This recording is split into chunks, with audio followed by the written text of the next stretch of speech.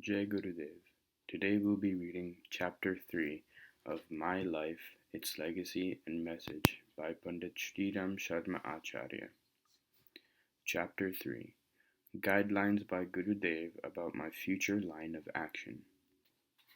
It has been my experience that compared to a seeker's keenness to remain in search of a true spiritual guide, the latter is still more keener to find out a deserving devotee. A devotee, sadhak, has to be a truly deserving person. Only a person who has refined his thinking, character, and attitudes is a true sadhak. He is not required to go in search of a guru. The guide himself appears before him, grasps his hand, and shows him the path he has to tread. He lifts up the sadhak in his lap when he staggers and safely takes him across all obstacles. This is exactly what has happened in my own case.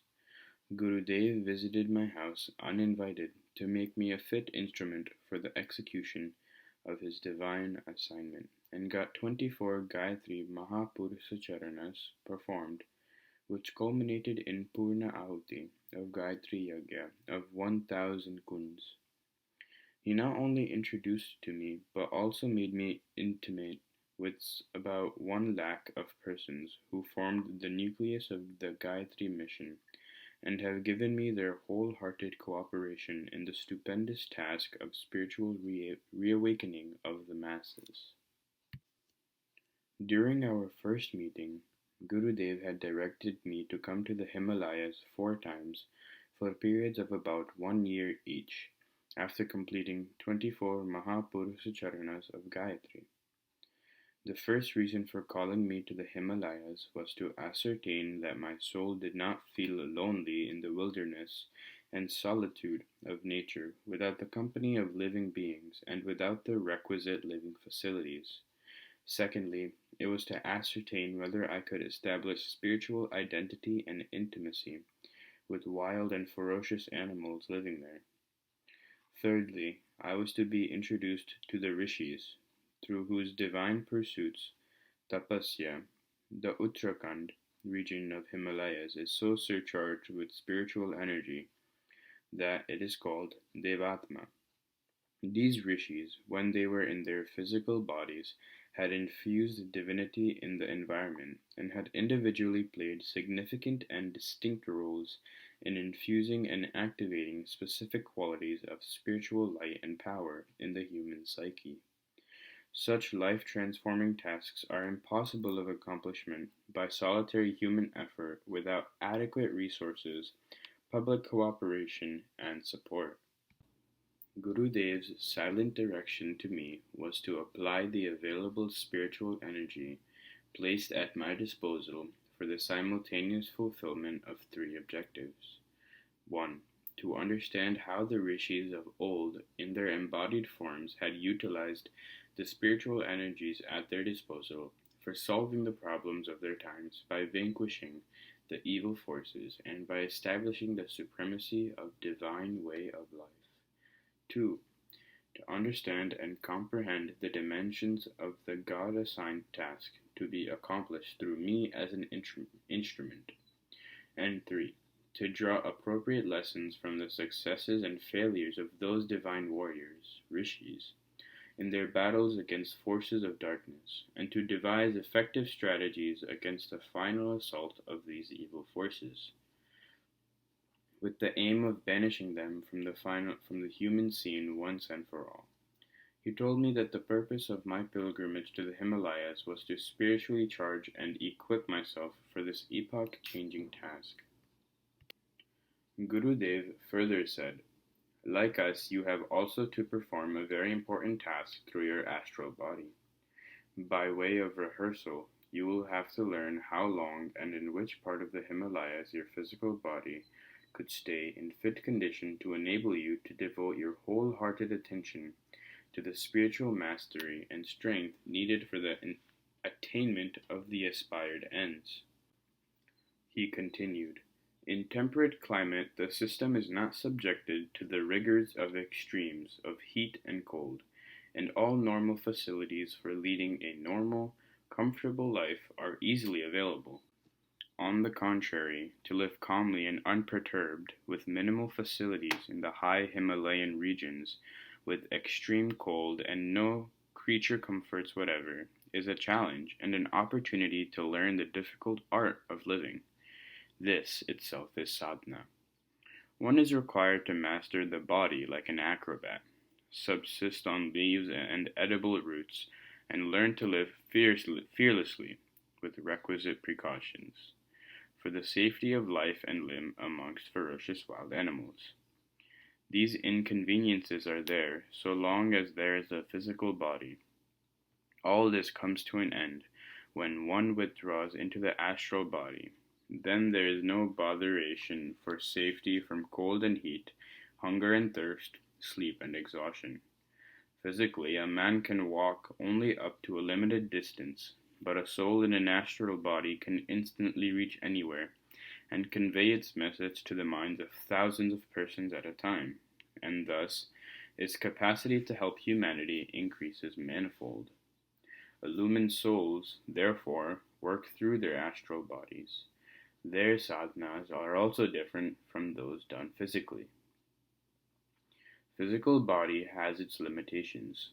Its energy is mostly spent in satisfying physical needs and worrying about weakness, sickness, old age, etc. Its advantage, however, is that direct physical acts on the material plane, mutual communication, and physical contacts are possible only through a physical body. When physical body becomes old and decrepit, it has to be cast off, and tasks initiated through it remain unfinished. That is why those who are divinely willed to effectively work on the material plane for extended periods of time, far beyond the normal human lifespan, to guide, inspire, and empower the chosen few in the vanguard of humanity's upward and inward march towards Godhead, have to withdraw into their astral bodies and act upon this world with far greater force and effect from that realm. Your physical body will continue functioning until it has outlived its utility. You will then have to leave it and enter the astral body. Your sadhana will then be different, and the range of effectiveness of your powers extraordinarily far-reaching. You will have contacts with special souls and will accomplish an epoch-changing task. At an appropriate time you will be introduced to this region of Devatma Himalaya. On this side of Gomukh, saints, great souls, live in their physical bodies. You will face several difficulties in this region also. You will have to live in this region for 1 year each time. Besides, you will be required to stay for 4 days each time in the region known as the heart of the Himalayas, which is the spiritual center of humanity. I will remain with you. Your astral body will be molded in the usage of your physical body, and you will know who live there, and how they live, and how you will have to live there. By having experience of living in these regions in physical and astral bodies, you will reach a state of consciousness in which rishis remain centered for fulfillment of their specific aims. In brief, this is the purpose of inviting you 4 times to the Himalayas. This will also encompass the spiritual training you have to undergo and the tests you have to pass. Your Purusacharana sadhana will not be hampered by these pursuits. This region is inhabited by those living in their astral bodies. Circumstances have considerably changed since the last ice age. Gods formerly living in this region of the Himalayas, which is known as heaven on earth, now live in ethereal space, as the present environment here is not congenial to them. In ancient times, rishis lived from Rishikesh to Gomukh according to their choice and convenience. This region has now become disturbed due to tourists, pilgrims, and professionals. Also, several temples have been built to satisfy people's curiosity relating to ancient history and to enable local people to earn their livelihood. I was told that Madame Blavatsky, founder of Theosophy, was an eminent saint. She was in contact with highly evolved souls living in their astral bodies. She has written in her book that there is a parliament of invisible, divine saints in difficult, inaccessible regions of the Himalayas. illumined residents of this area are also known as invisible helpers. Gurudev said, "It is all true. You will see all this yourself by your divine vision in this region of Himalayas, which is my abode." The Tibetan area was a part and parcel of the Himalayas in those days. Now the boundaries have changed. Yet the statement of Madame Blavatsky is true. Those living on the physical plane cannot see them, but I was assured that I would be able to see them by Gurudev's grace. Gurudev continued, "Keep on waiting for my call. You will be called when it is necessary, and when you will be considered fit for test. Do not be overeager on your side. Do not start for the Himalayas of your own accord by the way of sheer curiosity. It will all be useless. It is my responsibility after you have surrendered to me." Thereafter, Gurudev disappeared. Wholehearted execution of the prescribed disciplines. In his first meeting, Gurudev had prescribed for me 3 disciplines. 24 Gayatri Mahapurusha Charanas had to be performed for 24 years strictly in accordance with the prescribed rules in front of a grit lamp to be kept lighted uninterruptedly. The second important discipline to be undergone was of writing books for promoting the enlightened good of the masses. This was also essential for my own self-growth and self-education. This needed intense and extensive study and concentration. Side by side, public contacts had to be established to develop my organizing skills. The third important responsibility was to play the role of a voluntary freedom fighter in India's struggle for independence. As a matter of fact, these programs were not complementary to each other, but none of these became an obstacle in the progress of my sadhana and study. Although in between, I had to visit Himalayas twice. The credit for this goes to my divine guide who had taken full control of the reins of my life and had assured constant protection. I was enjoined by Gurudev to have the outlook of a rishi. I was also told that although I was related to my family, I should remain quite detached from it.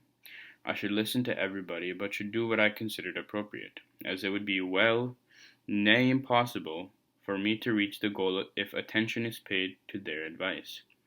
Spiritual path, Sreya, and material path, Preya, are diametrically opposite to each other, and only one of them can be followed. If the world was pleased with someone, his inmost self will not be happy with him. If the inner soul is satisfied, the displeasure of the worldly people will have to be suffered. This has generally happened in the lives of all true seekers of truth. It is very, very rare that the pursuit of higher ideals has been approved by relatives. More often than not, the human soul had to surrender before the worldly people. High ideals had to be given up, and the old, soul-suffocating routine had to be carried on. I faced this difficulty the very first day. With the starting of the series of Purusha Charanas, I started taking the prescribed food and leading the life of an ascetic tapasvi. This created havoc. People started discussing me in their own way, in sweet and sour words. The gist of their advice was that no step should be taken to disturb the ordinary, routinized way by which people earn their livelihood. Although our ancestral property was so large that 3 generations could have easily been fed and maintained sitting idle, it was stressed that it should be all kept intact for future, and the family should be maintained on fresh earnings through the ancestral profession of priesthood. How could the arguments of these people be rebutted? Ultimately, I made one of the 3 gurus of Gandhiji as my guru. I kept silent and felt relieved. I simply said that I was doing was in response to divine inspiration and thus restored a semblance of peace. I started acting upon my solemnly taken pledge in such a manner as if I had not to take my advice from and answer to anybody. On a back look now, I see that if such firmness had not been shown, my lifeboat would have been rocked by violent jerks and capsized, and I would have missed that opportunity by which, with the help of sadhana, I have been able to do good to myself as well as to the masses. Relationship with God could not have been established with anything less than purity of heart and clarity and brilliance of head. I was subjected to a second test in my childhood when the non-cooperation movement of the Indian National Congress started. Gandhiji launched the Satyagraha movement, called upon true patriots to come out from smugness of their homes, face the bullets, and go to jail. I heard the inner voice that it was a historical moment which must not be missed. I got my name enrolled in the corps of Satyagrahi of that region. I had to leave my house and go to the front to offer salt satyagraha. The officials of the government and their propagandists had spread rumors that there would be firing and people would be sentenced to long imprisonments, including transportation for life, with a view to dissuading them from taking part in this movement. All my friends, neighbors, family members, relatives came to impress upon me that what I was contemplating to do was a suicidal act. The matter got further aggravated, and some relatives threatened to go on fast and commit suicide. My mother, who was my guardian, was tutored to get my name struck off as a co-inheritor, along with my brothers, of valuable ancestral property, and get the names of other brothers entered in my place. My brother said that none of them would have any relation with me, and I would not be allowed entry in the house. I was threatened to be got kidnapped and compelled to live in the camps of dacoits. I listened to all these threats calmly. The question before me was, what should be given precedence, pressure of the family or the need of the times? I made my soul and God as witnesses and decided to act according to the still small voice from within. In this context, the persecution of Prahlad appeared before my eyes.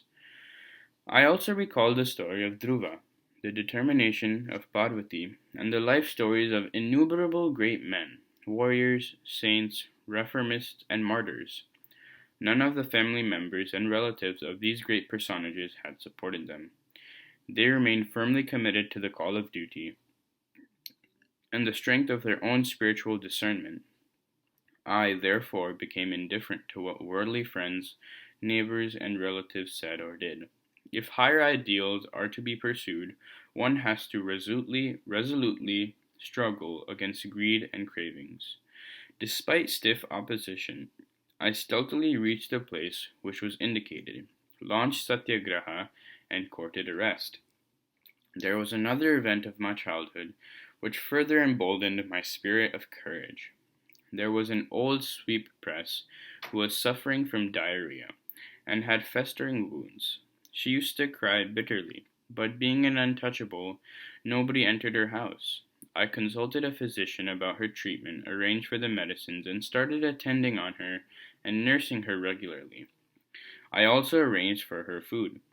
65 years ago, it was considered to be an offense on the part of a high caste person to enter the house of an untouchable, treat her, and wash her dirty clothes.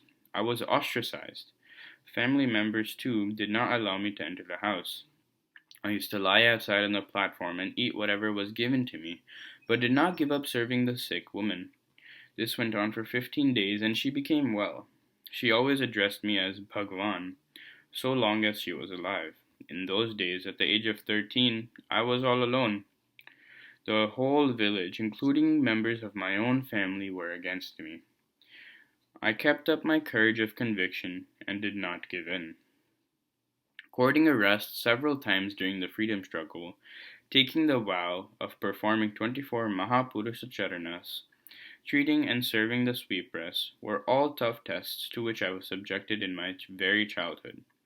I simultaneously fought on two fronts, against internal weakness and against pressures from relatives. This gave me an opportunity to awaken and strengthen my potential spiritual strength.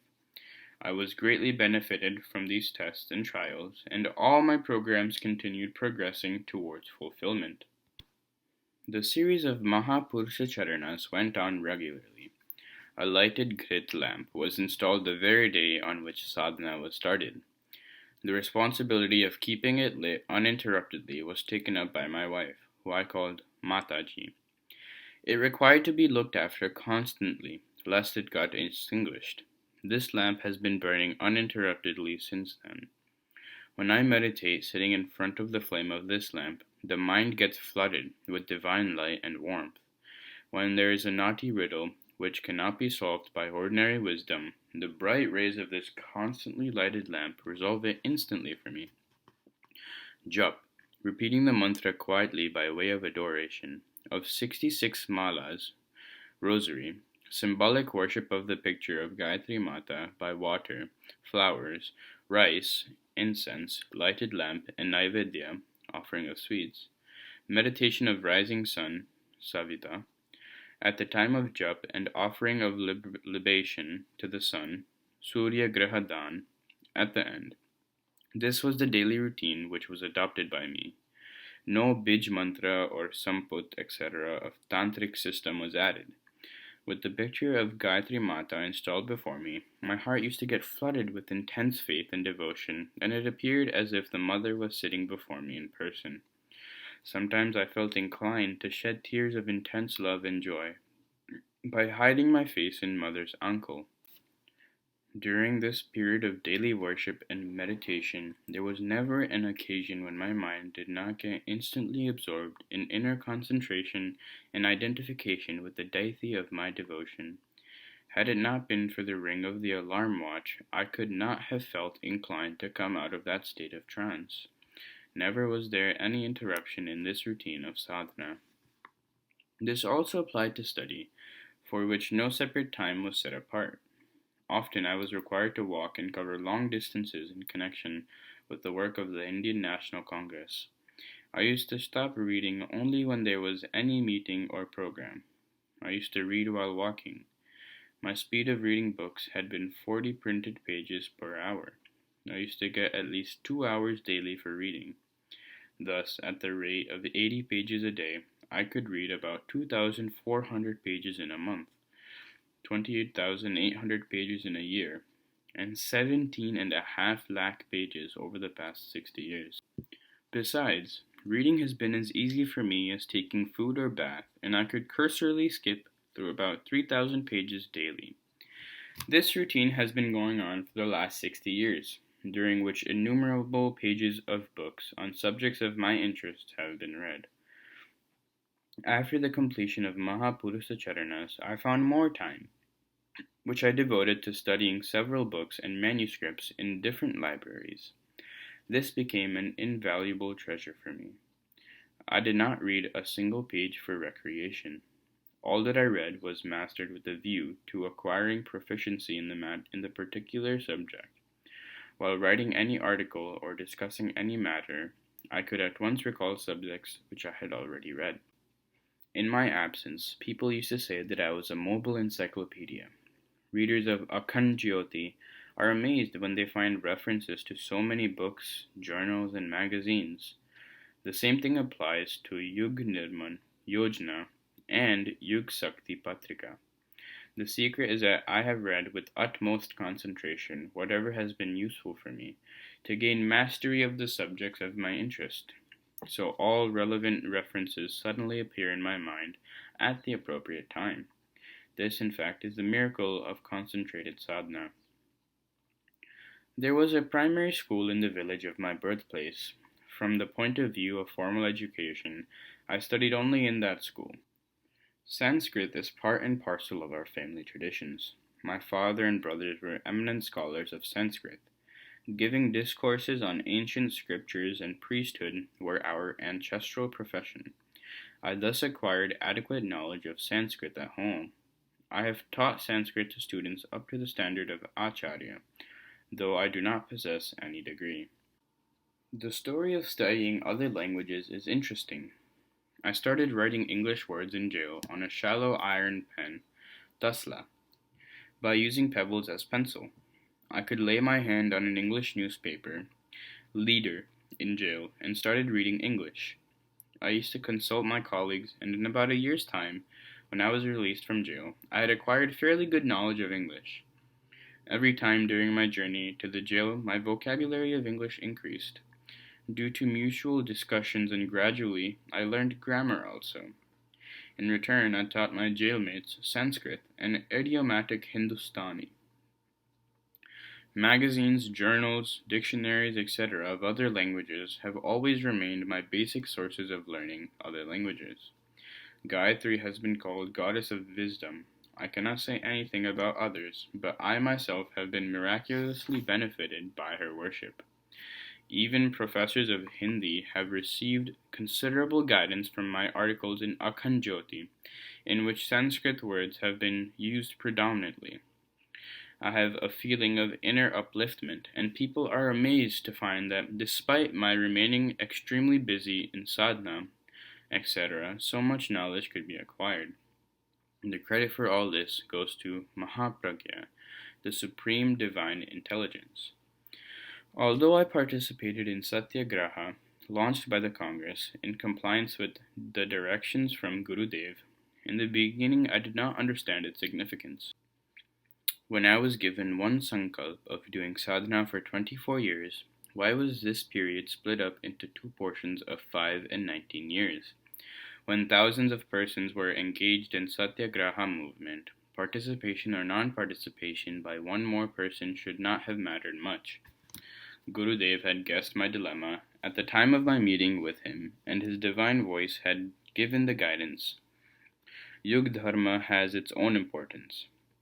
It should be considered as the need of times, and one should rush to fulfill it, leaving aside all other work, just as water has to be rushed to the side of fire. In days to come, you have to undertake several works of public contact, and you will not get better opportunity than this to establish contacts with different strata of society. You will also get an opportunity for rehearsal of the experience gained in previous births, and of the lessons learnt in your early age. They are not important from the point of view of personal gain, but they answer a need of the times. Gurudev continued. In practical life, you are to be taught 4 lessons. 1. Wisdom. 2. Honesty. 3. Responsibility. And 4. Courage. These help in the inner growth of the soul and develop brilliance of intellect. With a view to developing the talents required for execution of your future plans and also to hone up the instruments needed for the purpose, your participation in India's freedom struggle is essential. It is not pertinent to discuss here as to what I did for the country, how much I suffered, and how I discharged the duties and responsibilities which were entrusted to me. Anybody interested to know about it may read the book Freedom Fighters of Agra Division, published by the Information Department of the Uttar Pradesh government. In those days, I was known by the name of Sri Ram Mata. The important thing that needs to be understood is the purpose underlying this particular direction of Gurudev. During those 10 years of my active participation in the freedom struggle, I interacted with people of different nature in and outside the jail. In those days, mass awakening was at its highest peak. I came in contact with several brave, courageous persons with firm determination, and I learnt many useful lessons from them.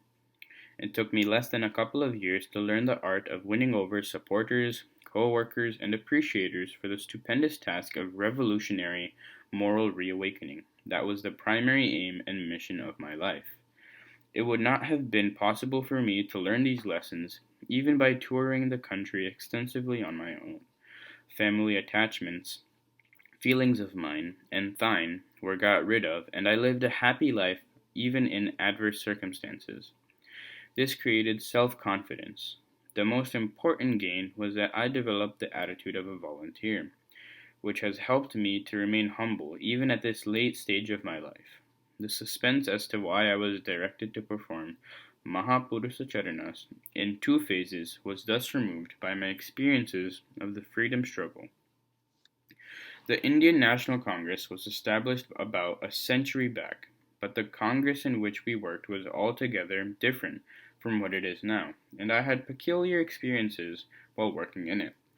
Effortlessly, I got an opportunity to establish contacts with several eminent persons. I always conducted myself as a disciplined volunteer. So, whenever any volunteer was needed to serve eminent leaders, I used to be pushed forward in view of my young age. From these contacts, I imbibed many virtues and also got the opportunities of living with Gandhiji in Sabarmati, Sabarmati Ashram, and with Vinobaji in Pavnar Ashram.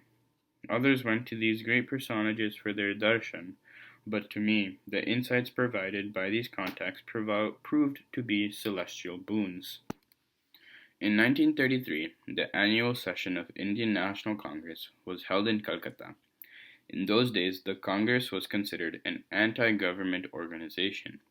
People were arrested, and police firing was resorted to on flimsy pretexts. Delegates who were considered important enough were arrested at Bardwan Station and sent to a special jail at Asansol, which was originally made by the East India Company for Europeans. I was also arrested along with my 3 colleagues of Agra district.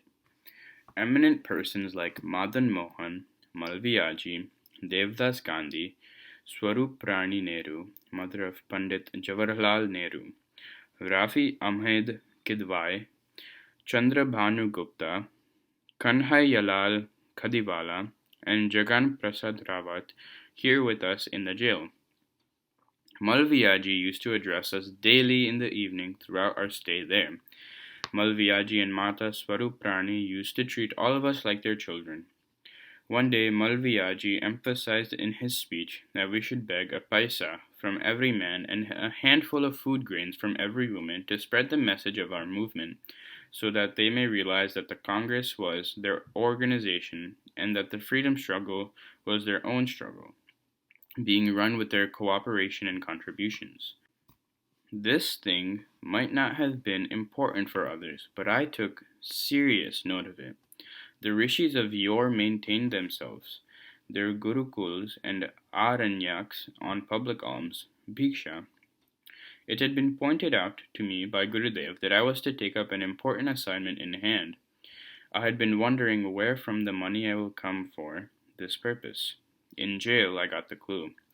After my release, I applied this formula, while launching important projects of moral and social upliftment and transformation. Amounts running into crores have been spent on these projects through willing and volunteer contributions, minimum of 10 paisa or a handful of grains per person per day, from lakhs and lakhs of well-wishers and friends of the mission. Like Gayatri and Gangotri, Congress had been the fount of my life's course. However, after independence, I concentrated only on those tasks which could contribute to the fulfillment of political freedom. Politicians look after the political and economic affairs of the country, but far more important and crucial is the moral, intellectual, and social transformation of the society to usher in an era of true equality, fraternity, freedom, and harmony. This can be accomplished by persons and organizations committed to deeper values of life. That is the task dearest to my soul. Except for wearing khadi, I withdrew myself from active participation in all other programs of the Congress from the day of independence. This had the blessings of Bapu and the sanction of my divine guide. When friends sent me a form for accepting pension for having worked as a freedom fighter for about 20 years, I plainly declined to avail of the offer. Eminent persons of those days who are still alive would testify that when the time of rewards came, I withdrew behind the curtain. All the aforesaid 3 assignments were accomplished with utmost dedication and concentration. In between, I also visited the Himalayas when summoned by Gurudev. During the 2 visits before independence, I was kept in the Himalayas only for 6 months each time. I was told that the work of the Congress was more important from the point of view of attainment of freedom, and so my sojourn for 6 months each time would be enough. It is not necessary to mention here what I was told and what I was required to do during these sojourns. There are events and happenings, even of my workaday visible surface life, which I consider miraculous and acts of divine grace, and my heart is filled with deep gratitude and humility when I recall them.